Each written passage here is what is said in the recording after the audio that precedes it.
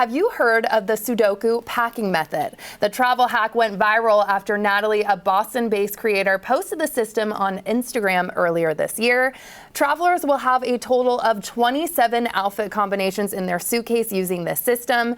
Stylist Darcy Camden recently tried it all out, and she's back now to report. So, yay or nay, Darcy? Big yay. I love this method. And this went really viral. Like, I read about it in Travel and Leisure magazine. Ooh. So a lot of people are doing this, and I think it's great, especially if you're kind of a chronic overpacker like I used to be. Okay.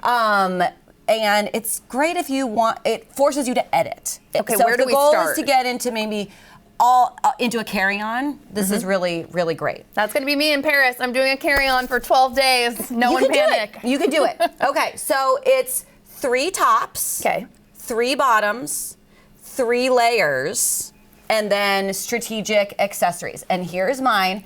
Now this is key. I laid it out on my floor like a grid. Oh. And I had some other thing. It really was a new literal lens of like looking at it and thinking about how are these things all going to mix and match. I did some swaps when I saw it laid out, thinking about what colors would go best. At one point I had a black blazer in and I realized like, oh no, actually the brown blazer would do more.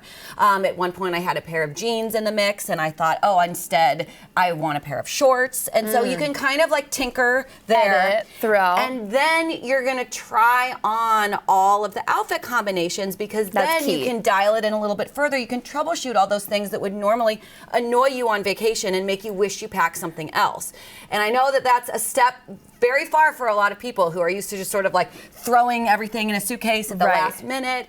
You want to give yourself about an hour of focused time to do this properly. And then you won't think about it throughout your whole entire trip, and you really can be on vacation then. So it's worth a little effort up front. I like to say there's no such thing as effortless style. This is all effortful. You just want to put in the time before, and then you can be free. So you have shirts, you have some shoes you picked, like you kind of have a little bit of everything, and then you're And I gave matching. links to everything in my packing list. Uniqlo is my go-to place for tops. They're really affordable and they're really high quality. It's okay to double up on something like, say, a white t-shirt. If you've planned a collection of outfits that involves you wearing a single white t-shirt 4 times, like if you're me, you're gonna spill coffee on it. And so maybe taking 2 or 3 white t-shirts, you know, that still kind of counts as one.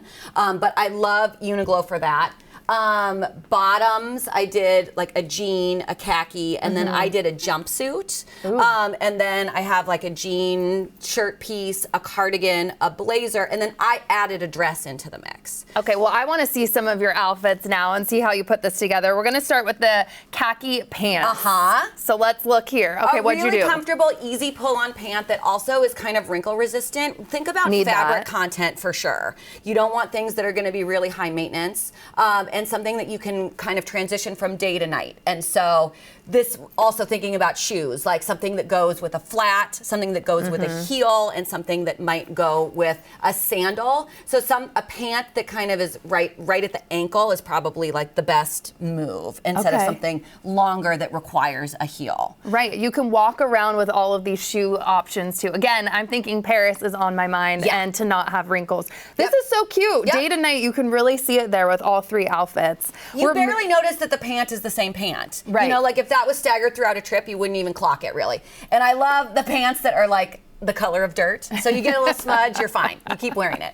You said it, not me. Okay, we're moving to shorts. You did some outfits with shorts. I've been kind of playing with Bermuda shorts anyway all summer. This could be jeans, but I was thinking about like, okay, you can obviously just do shorts and a t-shirt on like the daytime, but could you dress it up? Could you do it with a little sandal? Could you tie a bandana around your waist or around your neck? Mixing and matching, thinking about like the layers and the cardigans and, you know, what a blazer is. I love how you showed that on the way. Like, you're always so good about the different ways you can wear a scarf to really elevate an outfit and make it look completely different with both looks there. Totally, and I would have thought maybe before, like, oh, I need 2 or 3 scarves, and really just one kind of does everything. Yeah, I did buy a scarf. You inspired me, so I will also have that. And also get one in Paris. It's the easiest thing to bring back. Okay, true. It's so easy, and you'll wear it forever. It's so great. That will be a nice moment. memento. And so then I had a jumpsuit and a dress that I was also kind of playing with day to night. A long, flowy, kind of easy dress would be easy with a sandal, but you know, you could also dress it up for dinners, whatever you're doing. And then I did a jumpsuit that I covered with this cool little denim shirt. I love pieces like a shacket that closed up. It's a shirt, open. It's kind of more like a jean jacket. Versatile. Yep.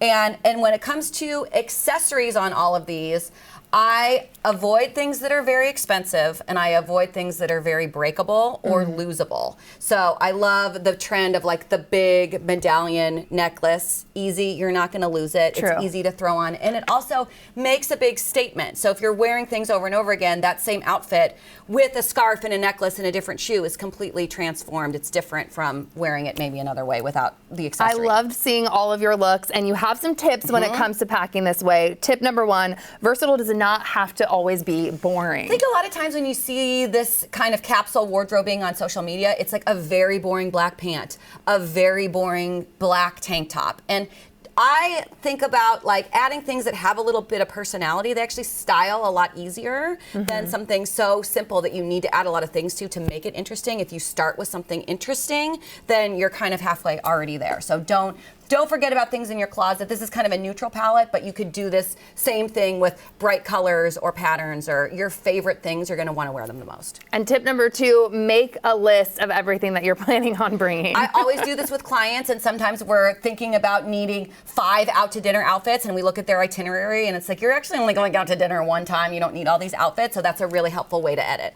And prioritize fabrics. You spoke about this with the wrinkles. Yes. So a little bit of synthetic, a little bit of elastane, a little bit of, is helpful, and it helps things not wrinkle as much. And is it okay to double up on a piece or 2? Absolutely, especially a white t-shirt. True. Yeah. The coffee stains are going to happen. Yeah. And then your last tip, only bring comfortable shoes, which might be hard for some people. This is a hard-earned lesson, but everybody hear me. You only want comfortable shoes on vacation. Truly, that's all you're going to want to wear. You don't want to be constrained in any way. So really focusing in on shoes that are comfortable and easy to walk in is going to be a good move. Key. Would you do this for kids too? Because you're a mom. Yes, totally. You would. In fact, I think it would be a good practice to do this for your kids, with your kids. Teach them this. How cool would that be to grow up knowing kind of these methods for being a good packer? Absolutely. Yeah. Was there a hard part before you leave?